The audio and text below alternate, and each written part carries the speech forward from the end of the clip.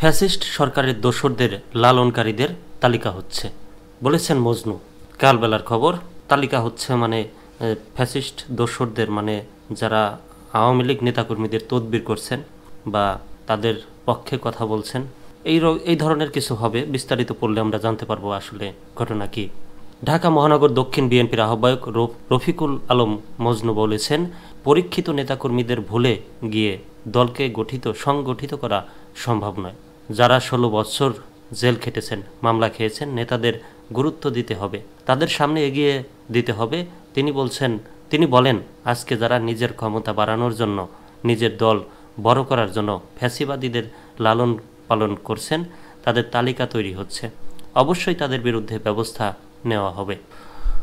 মঙ্গলবার 11 মার্চ পুরান ঢাকার গেন্ডারিয়া থানা বিএনপি আয়োজিত ধূপখোলা কমিউনিটি সেন্টারে রাষ্ট্র কাঠামো মেরামতে বিএনপির 31 দফা ও জনসম্পৃক্তি শীর্ষক কর্মশালায় সভাপতির বক্তব্যে তিনি এসব কথা বলেন।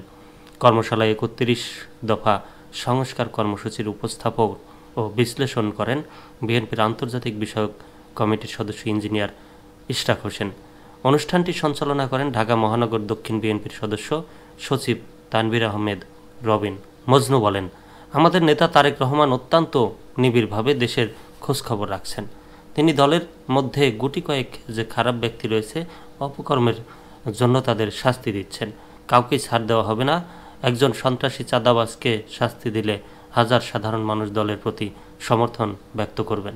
আলোচনায় অংশ নেন বিএনপির সহ সমাজ কল্যাণ বিষয়ক সম্পাদক কাজী আবুল বাশার, নির্বাহী কমিটির সদস্য মহিউদ্দিন আহমেদ ঝিন্টু, নগর বিএনপির যুগ্ম আহ্বায়ক সাইদুর রহমান মিন্টু, মকবুল ইসলাম খান টিপু সহ বিভিন্ন বিএনপি ও অঙ্গ সংগঠনের নেতারা। কর্মশালায় বিএনপির আন্তর্জাতিক বিষয়ক কমিটির সদস্য ইঞ্জিনিয়ার ইশরাক হোসেন বলেন, 24 পর্ব গতানুগতিক রাজনীতি এখন করা যাবে না। ফ্যাসিস্ট হাসিনার সরকার ও আওয়ামী লীগ যা করেছে, আমরাও যদি তাই করি তবে জনগণ আমাদের কাছ থেকে দূরে চলে যাবে। তিনি বলেন, ফ্যাসিস্ট হাসিনার সময়ে বাংলাদেশের বিচার বিভাগকে ধ্বংস করে দিয়েছে। বিএনপি ঘোষিত সংস্কার প্রস্তাব অনুযায়ী একটি জুডিশিয়াল কমিশন গঠন করা হবে, যার মাধ্যমে ধ্বংসপ্রায় বিচার বিভাগকে আবার পুনর্গঠন করে জনগণের সুবিচার প্রাপ্তি নিশ্চিত করা হবে।